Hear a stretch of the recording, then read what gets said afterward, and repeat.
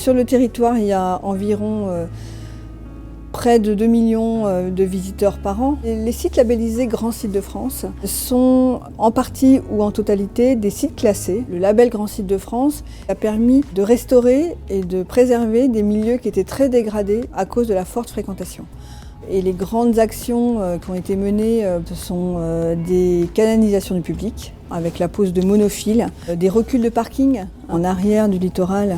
En tant qu'opérateur Natura 2000, on va accompagner des porteurs de projets qui vont vouloir organiser justement des grands événements comme la Route du Rhum, pour faire en sorte qu'il n'y ait pas d'impact sur le milieu naturel.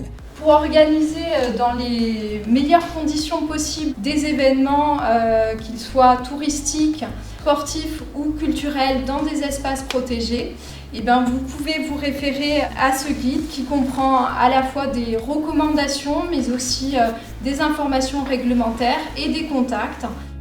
Rosarmor fait partie du réseau Cap France, donc un réseau de plus de 70 à 80 villages vacances. On est sur la zone Natura 2000. L'entretien se fait aussi avec le département. Et donc c'est vrai que c'est un lien qui est logique entre tous les deux. On a aussi créé un partenariat avec la LPO.